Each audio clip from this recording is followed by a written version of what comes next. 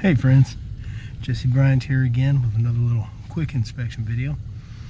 You can't make this stuff up. New construction home down here in Austin, and I guess if it doesn't fit, you can always make it fit. We got a 20 by 20 filter on this HVAC system, but if we look at the filter door, it says it requires a 16 by 20. How is that possible? Oh yeah, just modify it. Just modify it. Nobody will ever know. Jesse Bryant, Guided Inspections.